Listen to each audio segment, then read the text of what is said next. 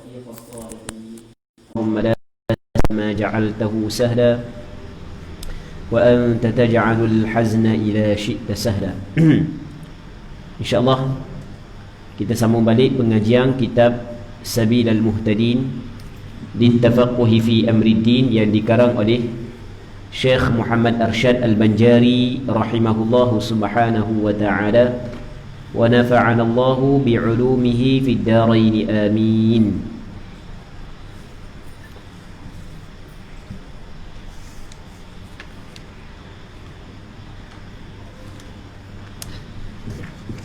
Muka surat berapa kita ya? 93.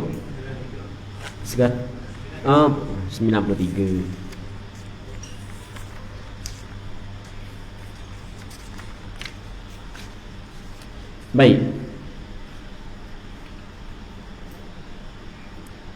Syahadan ke? Syahadan. Jika keluar tahi atau kemih, air kecing, atau barang suatu yang lainnya daripada lubang yang terbuka di bawah pusat, maka ditilik. Ditilik ni tengok dulu lah. Jika ada kubulnya dan duburnya itu tertutup, sekira-kira tiada ada yang keluar daripadanya suatu jua pun, nescaya batallah wuduknya dengan dia, kerana tiada bagi manusia daripada makhraj. Makhraj ni tempat keluar, yang keluar hadasnya daripadanya. Maka didirikan maksudnya ditempatkan, diletakkan lubang yang terbuka itu pada tempat makhraj. Makhraj ni tempat keluar yang asli. Pada pihak batal wuduk dengan keluar sesuatu daripadanya, tiada pada segala hukum asli yang lainnya. Tapi bukan semua hukum asal, hak yang kemaluan asal tu diambil belaka hukum, kan? Dan jika tiada ada kubulnya dan duburnya itu tertutup, maka tiada batal wuduknya, kerana tiada darurah bahawa keluar sesuatu daripadanya serta terbuka makhraj yang asli. Dan demikian lagi tiada batal wuduk dengan keluar sesuatu daripada lubang yang terbuka di atas pusat atau pada yang berbetulan dengan dia.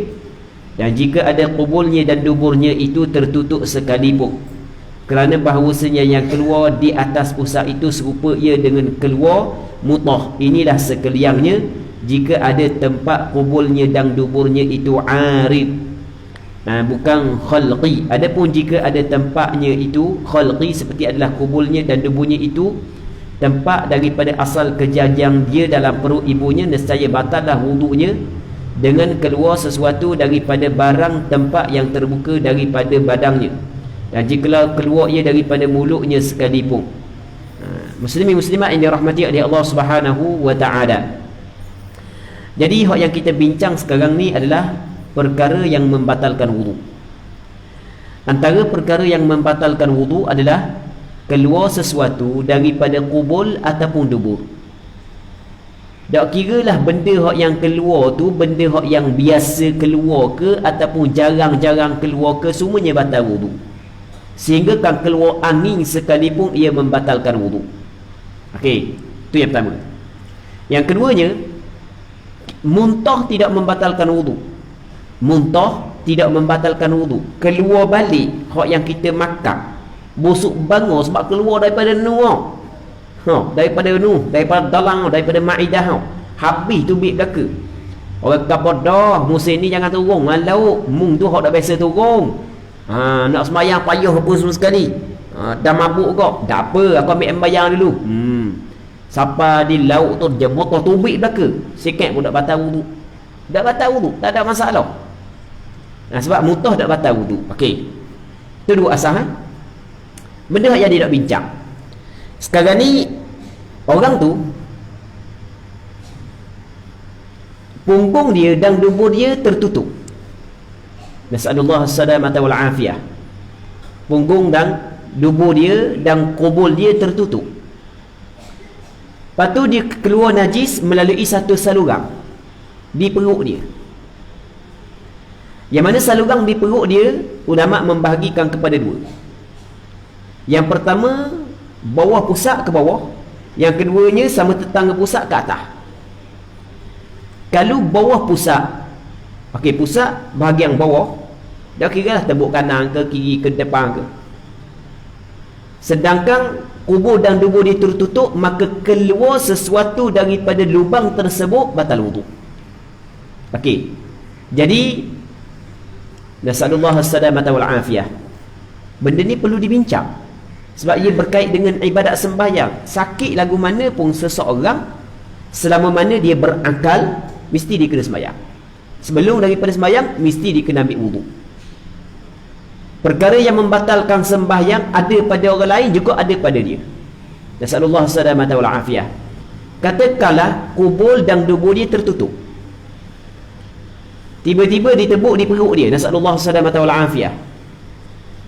Yang mana kawasan lubang yang ditebuk saat ni, lubang yang ditebuk berada, kita ada pusat, bahagian bawah daripada pusat. Tak kira lah kawasan mana pun, pusat, bahagian bawah daripada pusat.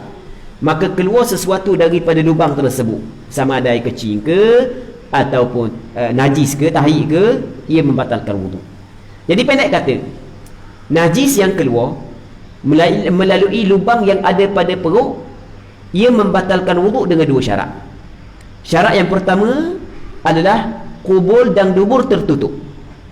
Itu syarat yang pertama. Yang keduanya, lubang saat itu berada di bawah kawasan pusat, pusat ke bawah.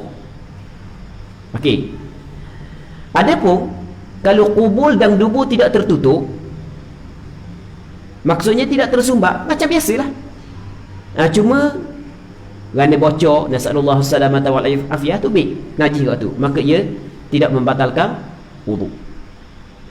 Ataupun najis saat itu keluar daripada kawasan yang di atas pusat.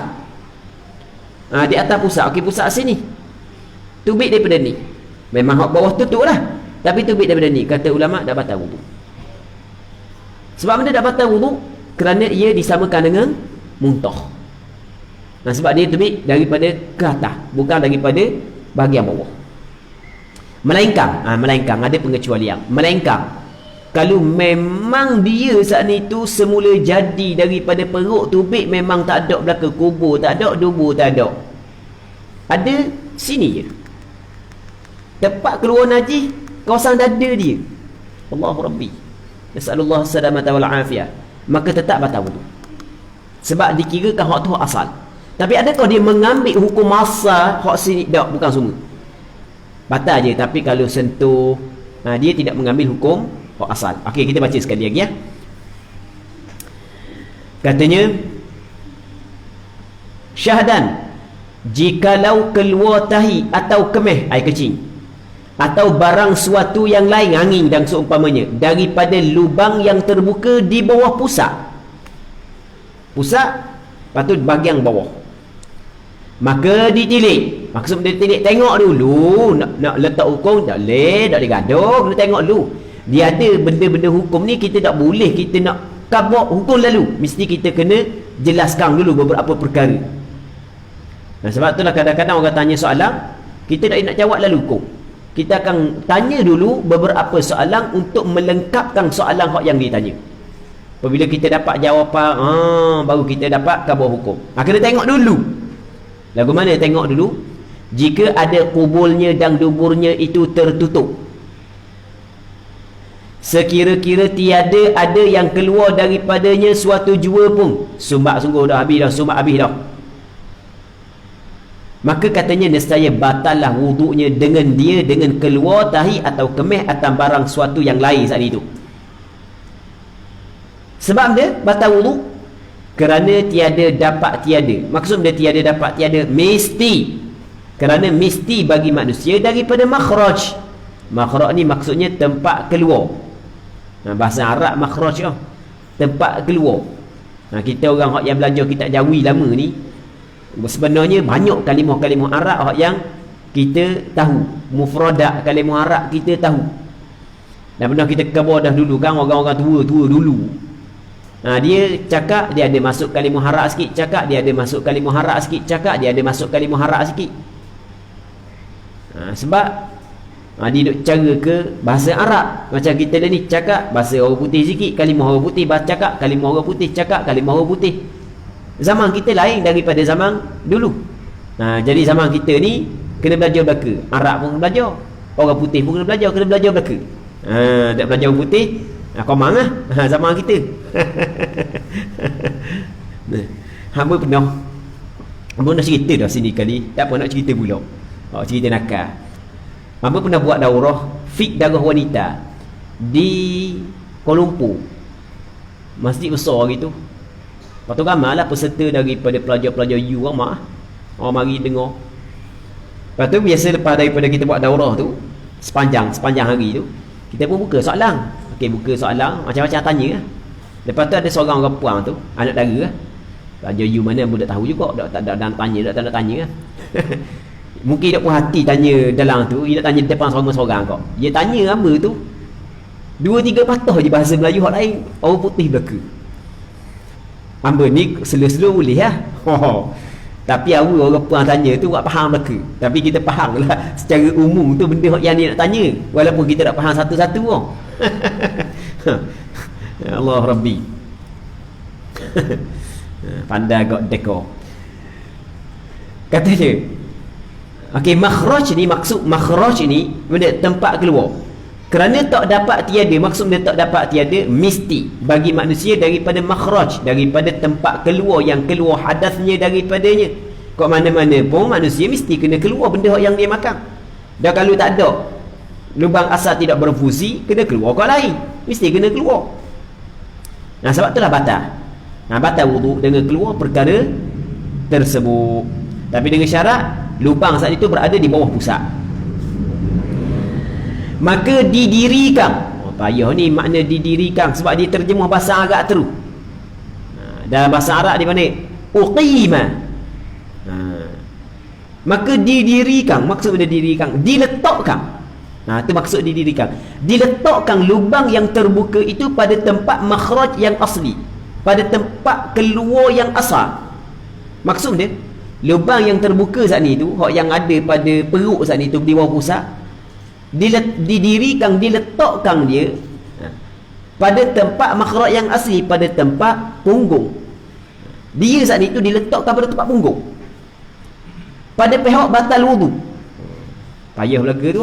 Itu maksud, maka didirikan lubang yang terbuka itu pada tempat makhraj yang asli. Hak asal tu kubur-dubur tu lah.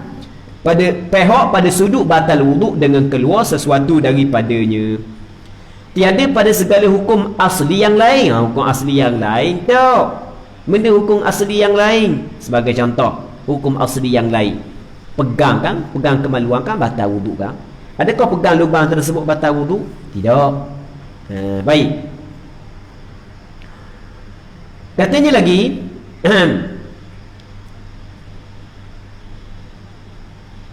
tiada pada segala hukum asli yang lain. Dan jika tiada ada kubulnya dan duburnya itu tertutup. Masa ni tertutup. Kalau tak tutup pun, maka tidak batal wudunya. Tak batal.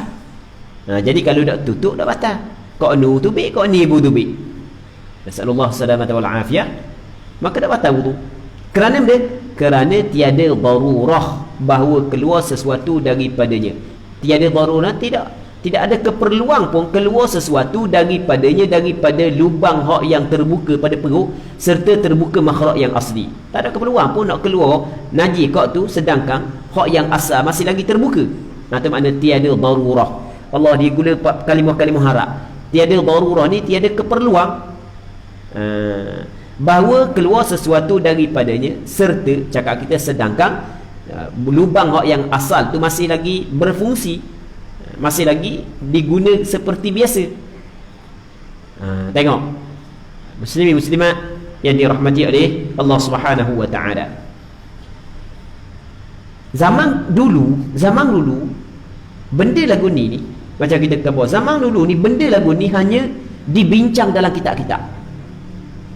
Maksudnya daripada sudut berlaku, tak tahu mungkin 1 juta satu kih, mungkin 2 juta satu kih, dah satu generasi tak ada kih pun tak tahu ni. Tapi ni dibincang oleh ulama dulu.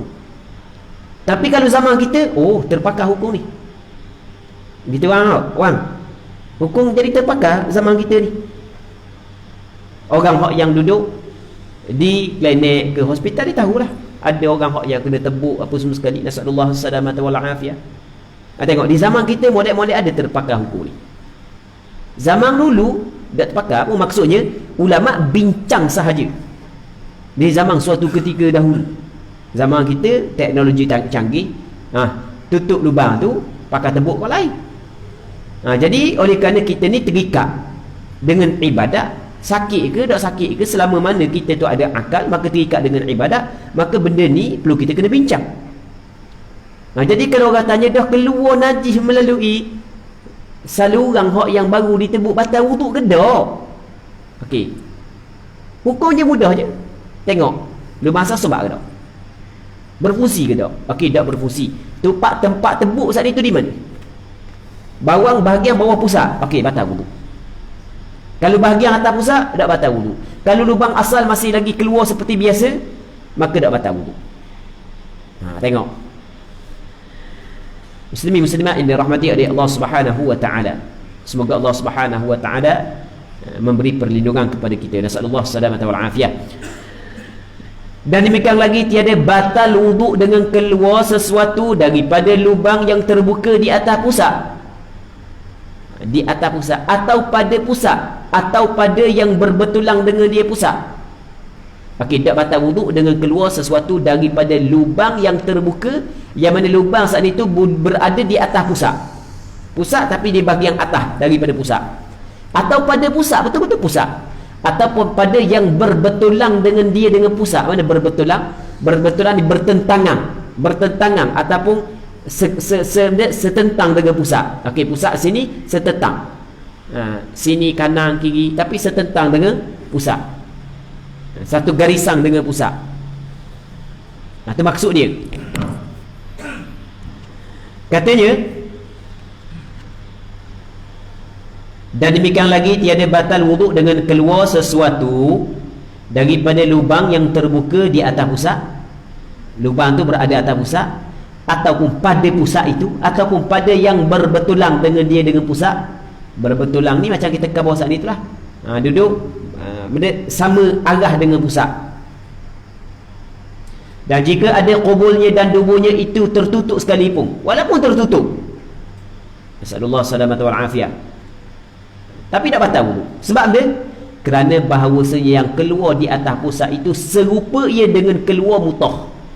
Sebagaimana mutah tak batal wuduk, maka ia pun tak batal wuduk juga. Inilah sekaliannya jika ada tempat kubul dan duburnya itu arid, bukan khalqi. Tempat kubulnya dan duburnya itu arid. Arid ini baru terjadi, bukan khalqi, bukan asal penciptaan. Adapun jika ada tempatnya itu khalqi, asal penciptaan, seperti adalah kubulnya dan duburnya itu tempat daripada asal kejadiannya dalam perut ibunya, nescaya batalah wuduknya dengan keluar sesuatu daripada barang tempat yang terbuka daripada badangnya. Kata punggung dia memang dia, nasallallahu salamata wal afiyah, OKU. Punggung dia duduk di dada sebagai contoh. Kemaluan dia duduk di dada sebagai contoh. Nasallallahu salamata wal afiyah. Baik. Benda-benda lagu ni kita minta kepada Allah Ta'ala. Dia nas'alu, maksudnya kita bermohon. Bukan ngamba seorang, kita pakat bermohon. Nas'alullah, kita bermohon kepada Allah as-salamata, keselamatan, wal afiyah, dan afiat. Semoga Allah Ta'ala melindungi kita. Allah Rabbi. Adapun jika ada tempatnya itu khalqi. Khalqi ini maksudnya penciptaan. Dia khalqi makna penciptaan. Kalau khuluq, akhlak. Kan kita antara doa yang biasa orang baca ketika tengok cermin dia, Allahumma kama hassanta khalqi fahassin khuluqi. Tu Allah, ya Allah, kama hassanta khalqi, sebagaimana mencomelkan, mengelokkan akan penciptaanku, fahassin khuluqi, maka elokkanlah akhlakku. Khalqiyun yang dinisbahkan kepada penciptaan, khuluqi yang dinisbahkan kepada akhlak. Ini khalqi, asal penciptaan dia. Kalau cakap kita semula jadi ya, cakap kita semula jadi ya. Tapi bukan semula jadi itu kidang, bukan. Kita bukan bermaksud gitu kalau kita cakap awal semula jadi. Ni barang semula jadi barang semula jadi apa? Dia kidang ke sedia kala ke, tidak ada permulaan bagi adanya. Tak ada orang cakap gitu. Hak tu rosak akidah lah pula. Kita dah cakap gitu, kita tak ada pegang gitu. Cuma kita guna perkataan semula jadi itu faham-faham sendirilah. Asal kejadian dia gitu dah. Seperti adalah kubulnya dan duburnya itu tempat daripada asal kejadiannya dalam perut ibunya. Nescaya batallah wuduknya dengan keluar suatu daripada barang tempat yang terbuka daripada badangnya. Sallallahu salamatu wal afiyah. Dia ada juga jenis sihir. Ni sihir, ada juga sihir di Sabah, banyak juga di Indonesia, ada seroyak lah di Sabah, di Sarawak. Dia tukar kemaluan orang tak setara. Biasa dengar tak sihir ni? Biasa dengar kan? Dia tukar tak setara kemaluan orang. Tengok tak ada sungguh situ. Jangan main. Awak buat ni. Ni sihir ada ke? Di Sabah banyak. Di Indonesia, di Sarawak pun ada. Baik, kalau kawasan Semenanjung ni saya Sabah lah biasa buat kerja gitu. Tapi bukan semua. Lama kan ada orang Sabah sini buat serah hati ya. Tak, kita berkata bukan semua. Orang lain ramai agak Sabah. Baik. Katanya, nescaya batallah wuduknya dengan keluar suatu daripada barang tempat yang terbuka daripada badangnya. Dan jikalau keluar ia daripada mulutnya sekalipun, kalau asal lagu tu tetap batal. Dan jikalau dijadikan Allah Ta'ala akan seorang padahal tertutup salah satu daripada kubulnya dan duburnya, batallah wuduknya dengan keluar suatu yang munasabah bagi yang tertutup atau yang munasabah bagi keduanya, tiada yang lainnya. Tetapi tiada sabit pada yang terbuka itu daripada segala hukum kubulnya dan duburnya yang bertempat tertempat gitu, melainkan hukum batal wuduknya dengan keluar sesuatu daripadanya. Sekali lagi ya, katanya, dan jikalau dijadikan oleh Allah Ta'ala akan seorang, nasallallahu salamata wal afiyah, padahal tertutup salah satu daripada kubulnya dan duburnya. Salah satu daripada kuburnya tertutup. Okey, kubur dia tutup, dubur dia terbuka, ataupun dubur dia tertutup, kubur dia terbuka. Maka batallah wuduknya dengan keluar sesuatu yang munasabah bagi yang tertutup atau yang munasabah bagi keduanya. Jadi benda yang munasabah bagi yang tertutup tu, kalau tertutup dubur, keluar tahi, batal wuduk. Ataupun hak yang munasabah bagi keduanya. Maksudnya hak ni benda hak lagu ni kok punggung boleh keluar, kok kemaluan pun boleh keluar, maka batal wuduk. Jadi kalau benda hak keluar saat itu, okey, kita kena benda sekali lagi juga. Okey, katakanlah sallallahu salamata wal afiyah, tertutup punggung dia, tapi kemaluan dia hak kubul tu macam biasa. Dia ada benda, okey, lepas tu tiba-tiba ada satu lubang yang berada pada kawasan perut dia, di bawah pusat. Maka keluar sesuatu daripada lubang tersebut. Yang keluar saat itu munasabah dengan benda hak yang tertutup. Munasabah benda hak yang keluar daripada tempat yang tertutup. Maksudnya keluar tahi. Okey, batal wuduk. Nampak kan? Satu. Ataupun benda yang keluar saat itu munasabah untuk kedua-dua. Ada juga jenis benda ni, kok punggung pun dia keluar, kok kemaluan pun dia boleh keluar. Sebagai contoh, kok punggung dia boleh keluar, kok kemaluan pun dia boleh keluar, maka batal juga wuduk. Okey, sebagai contoh dia lendek kan, ada kala orang tu cirit birik sampai ke tubik lendek, dan ada kala lendek tubik melalui kemaluan depan. Air, contoh kita kata macam air wadi, maka tubik lendek kok tu sebab dia munasabah belaka, kok ni munasabah, kok ni munasabah, maka batal. Tapi tidak hak yang lain. Kalau sekiranya hak yang tertutup tu kubul, tapi hak yang tertutup tu dubur, manakala kubur dia tak tertutup, lepas tu ada lubang, dalam daripada lubang tadi tu keluar air kecil, maka tak batal. Sebab saluran air kecil masih normal macam biasa. Nah, dia nak khabar gitu je. Allah, tapi payah ayat lama ayat kitab lama. Katanya lagu mana? Dan jikalau mana saat ni? Dan jikalau dijadikan Allah Ta'ala akan seorang padahal tertutup salah suatu daripada kubulnya dan duburnya, nasallallahu salamata wal afiyah, batalah wuduknya dengan keluar suatu yang munasabah bagi yang tertutup atau yang munasabah bagi kedua-duanya. Orang yang keluar ni munasabah sebab orang yang tertutup dubur, yang keluar pun memang benda ni memang keluar kat dubur tapi keluar kat lubang ni batal wuduk. Ataupun orang yang keluar ni biasa kat dubur pun keluar, kat kubur pun keluar, tiba-tiba keluar kat lubang tu, batal juga wuduk sebab munasabah untuk kedua-dua, tiada yang lainnya. Tapi kalau munasabah dengan hak yang terbuka tapi tidak hak yang tertutup, tubik kat lubang tu, maka tak batal wuduk. Itu maksud dia. Tetapi tiada sabit pada yang terbuka itu daripada segala hukum kubulnya dan duburnya yang tertempat tu, hak yang duduk pada tempat asal. Tidak sabit pada yang terbuka itu daripada segala hukum kubulnya dan duburnya, melainkan hukum batal wuduk dengan keluar sesuatu daripadanya. Dia sebuah pegang tak batal wuduk. Batal wuduk ni keluar sahaja. Baik. Adapun segala hukum yang lainnya maka sabit ia pada kubulnya dan duburnya yang tertutup. Maksudnya kalau memasukkan kemaluan dalam lubang hak yang terbuka saat ni tu, ia tidak, orang hak yang dimasukkan saat ni tu tidak mewajibkan mandi. Tidak mewajibkan mandi.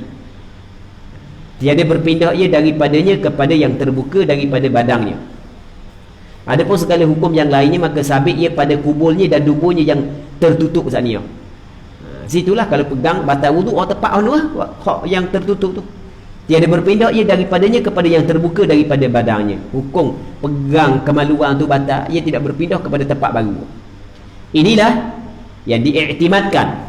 Iktimad banyak kali dah kita dengar daripada kitab ni. Iktimad makna yang dipegangkan. Iktimad makna yang dipegang. Kita ada pandangan mu'tamad, pandangan yang dipegang. Ya, kadang-kadang satu masalah saat itu ada beberapa pandangan. Ada beberapa pandangan. Maka dalam berfatwa mesti kita kena berfatwa pandangan mu'tamad, pandangan yang dipegang.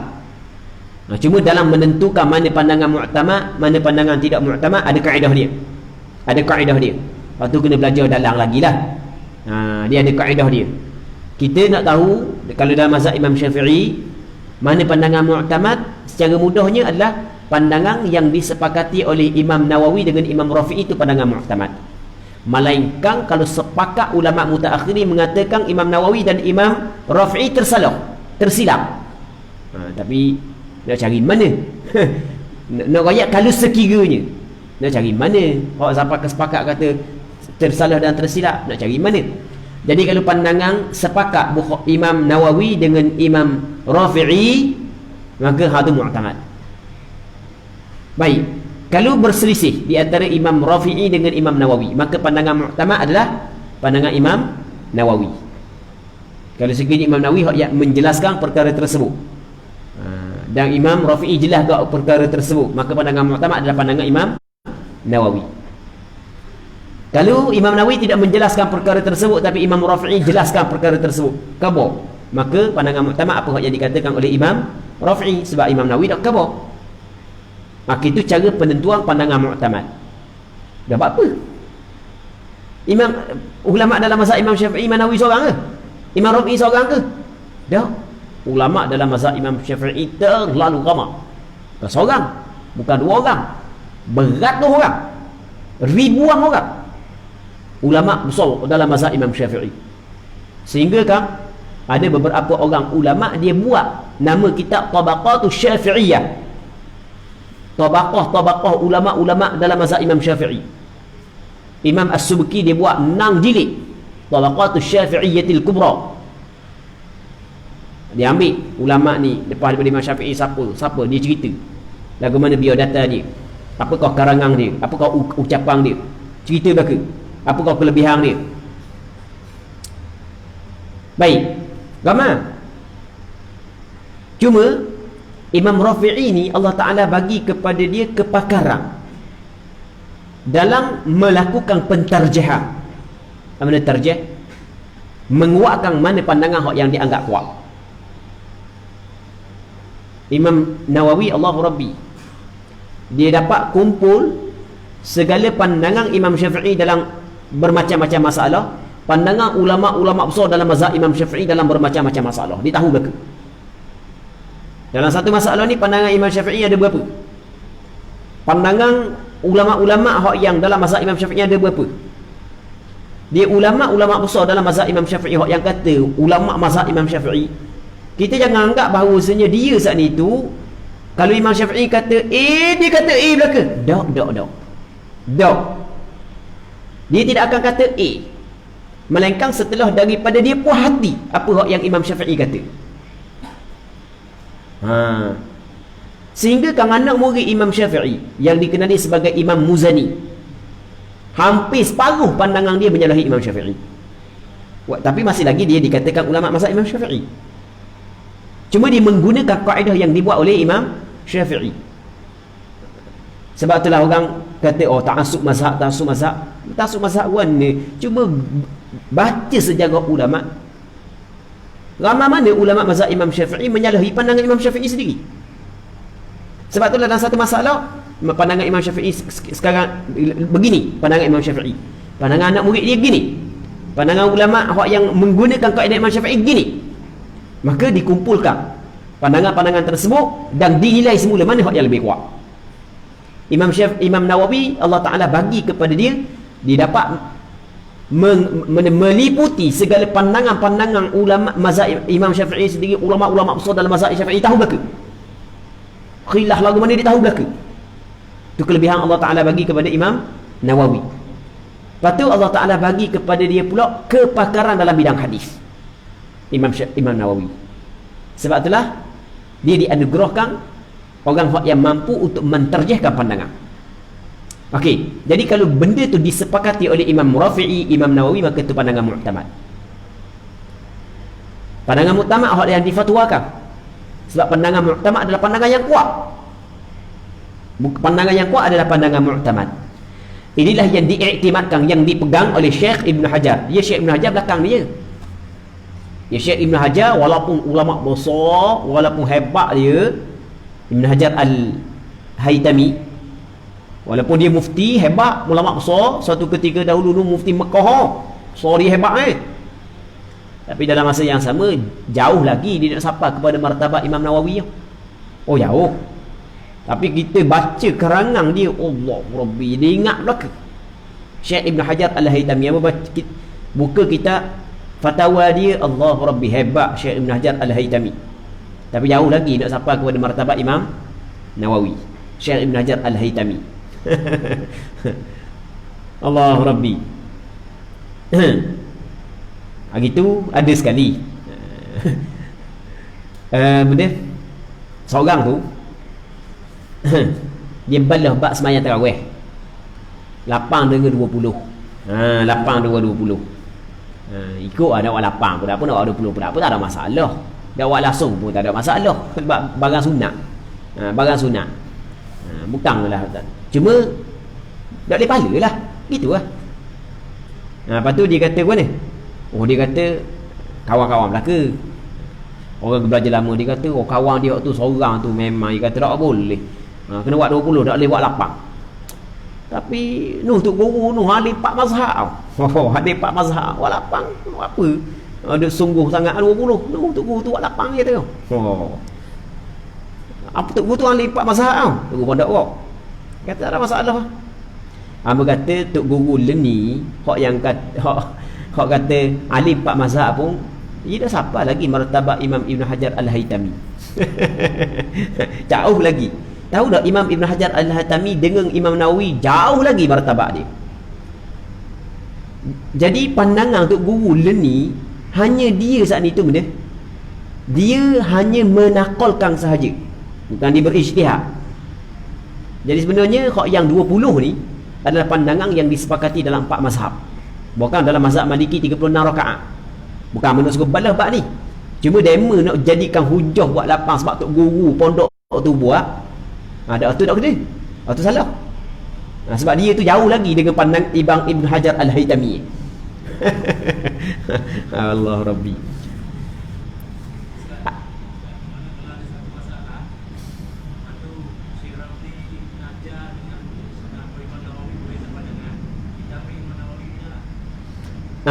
Dia biasa gitulah. Dia biasa gitu. Dia biasa apa yang dipegang, yang mu'tamad adalah pandangan Imam Nawawi. Biasalah gitulah. Cuma di sana ada beberapa hukum fiqh yang dinamakan dalam istilah sebagai ikhtiyarat an-Nawawi. Ada. Maksudnya pandangan Imam Nawawi menyalahi pandangan Imam Syafi'i. Maksudnya pilih dalam masalah ni Imam Nawawi cenderung kepada pandangan ni. Ada juga. Tapi kalau Imam Nawawi saat itu menyalahi Imam Syafi'i, maka pandangan Imam Nawawi bukan mu'tamad. Sekarang ni Imam Syafi'i ada menyebut masalah ni, hukum dia sekian, tapi Imam Nawawi menyalahi pandangan Imam Syafi'i dalam masalah ni. Dalam istilah dia panggil dia ikhtiyarat an-Nawawi. Dia di sana ada pandangan yang dipilih oleh Imam Nawawi, dia menyalahi pandangan Imam Syafi'i. Ada beberapa pandangan. Baik, Muslimin muslimat yang dirahmati oleh Allah Subhanahu wa ta'ala. Seterusnya, inilah yang diiktimadkan oleh Syekh Ibn Hajar di dalam kitab Tuhfah. Kitab Tuhfah ni maksudnya kitab Tuhfatul Muhtaj. Kitab orang tua dulu kitab Tuhfah. Dia kata kitab Tuhfah, kitab Nihayah. Tinggi tu. Memang kitab tinggi ni. Sebab kitab ni digunakan untuk fatwa. Orang dulu tua dia kata Tuhfah, dia kata Tuhfah. Kitab Tuhfah. Kitab Nihayah. Tinggi. Dia kitab Tuhfah memang kitab tinggi lah. Maksudnya kitab ni dijadikan rujukan dalam fatwa. Dia kitab Tuhfah ni, mana kitab Tuhfah gini. Hamba pernah cerita, biar nak cerita pula sekali lagi. Sebelum ni pernah cerita. Imam Nawawi rahimahullahu subhanahu wa ta'ala, dia ada buat satu kitab. Nama kitab dia adalah Minhajut Talibin. Kitab Minhajut Talibin. Kitab Minhajut Talibin lebih kurang tebal ni lah. Orang belajar kitab Minhajut Talibin, sama ada di tempat kita pondok ke, luar negara ke, di negara mana pun, kalau bermazhab Imam Syafi'i memang orang belajar kitab tu. Di Syria ke, di Mesir ke, di Jordan ke, di Yaman ke, di mana pun kalau bermazhab Imam Syafi'i orang belajar kitab Minhajut Talibin. Imam Nawawi dia buat kitab Minhajut Talibin. Lepas daripada tu, ramai ulama-ulama yang datang selepas dia buat syarah kepada kitab Minhajut Talibin. Banyak syarah, berpuluh-puluh syarah, lebih daripada 20 syarah, macam-macam syarah. Antara syarah yang masyhur adalah Tuhfatul Muhtaj. Imam Ibn Hajar Al-Haytami dia buat syarah kepada kitab Minhajut Talibin. Dia tak nama kitab Tuhfatul Muhtaj. Kitab Tuhfatul Muhtaj hak yang terbaru, baru ditahqiq hak yang terbaru. Sebelum ni tak ada tahqiq. Hak yang paling comel. Ni tahqiq hak yang paling comel. Ditahqiq oleh seorang ulama daripada negeri Dagestan. Biasa dengar tak negeri Dagestan? Negeri Khabib. Tak ada biasa dengar Khabib. Nur Muhammadov. Hak menang UFC tinggi lawan gocoh. Baik. Ada seorang ulama daripada Dagestan, nama dia Syekh Anwar Al-Syaikhi. Dia tahqiq kitab Tuhfatul Muhtaj. Dia tahqiq. Apa dah ingat berapa jilid? Hamba beli baru ni tapi mahal.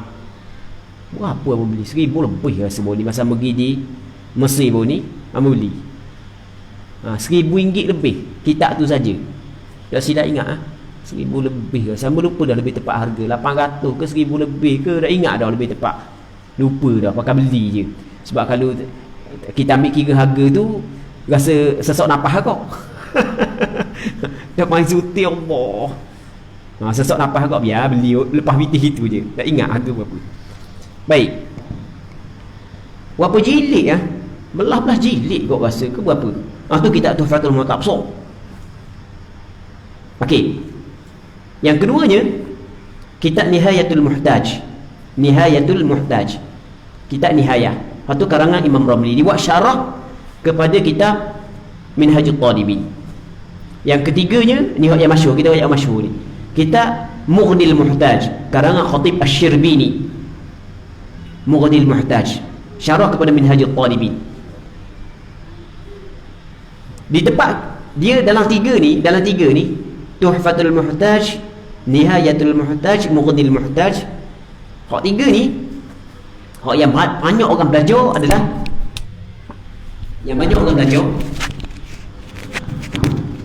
kitab Mughnil Muhtaj. Orang belajar sebab Khatib Syirbini ni dia tok khatib, dia orang yang pandai berceramah, pandai berpidato.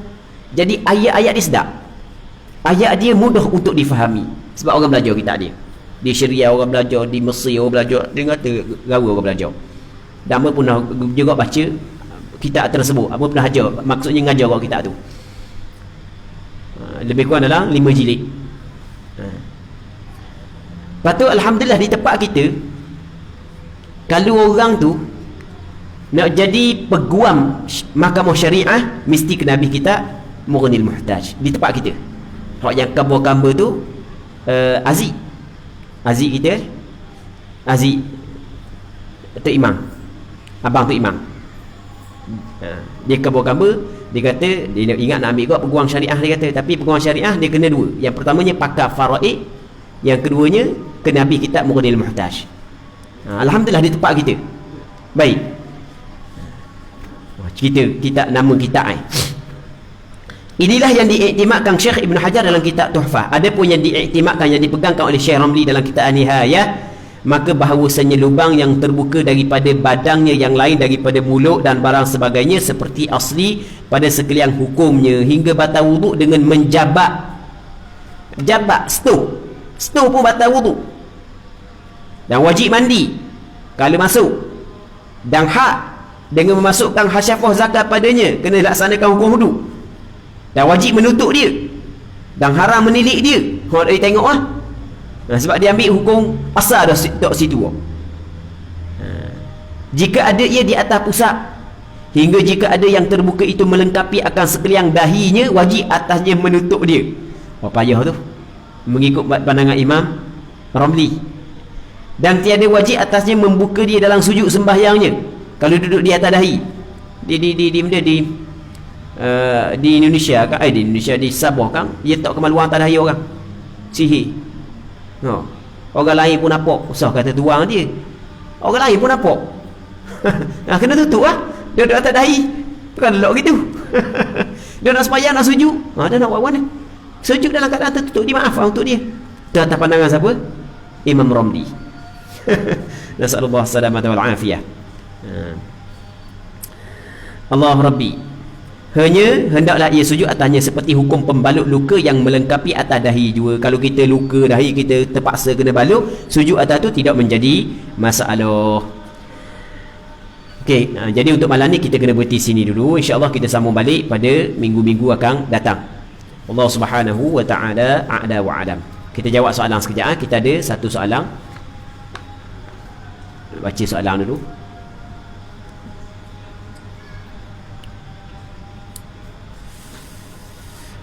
Assalamualaikum. Waalaikumsalam. Kemusykilan agama untuk kuliah maghrib malam ni. Ada pendapat menyatakan ketika mandi wajib mesti memasukkan air ke dalam mulut dan ke dalam lubang hidung. Jika tidak, tak sah mandi wajib. Mohon pencerahan tuan. Terima kasih. Jadi ketika kita mandi wajib, apa yang diwajibkan kepada kita adalah dua perkara. Yang pertamanya niat, yang keduanya meratakan air ke seluruh badan. Bulu kulit kena ratakan air. Adakah diwajibkan memasukkan air ke dalam mulut dan hidung ketika mandi wajib? Ulama berbeza pandangan. Ada dua pandangan di sini. Pandangan yang pertama mengatakan wajib memasukkan air ke dalam mulut dan hidung. Jadi kalau ada orang kata wajib, ya memang betul ada pandangan tersebut. Tapi pandangan ni bukan pandangan majoriti ulama, ni pandangan minoriti, pandangan segelintir. Manakala pandangan majoriti ulama termasuk pandangan mu'tamad yang dipegang dalam mazhab Imam Syafi'i adalah tidak wajib memasukkan air ke dalam hidung dan mulut. Jadi dalam kita mandi wajib, sebaik-baiknya memasukkan air ke dalam mulut dan hidung agar kita terkeluar daripada khilaf ulama. Wallahu a'lam. Ada soalan lain lagi?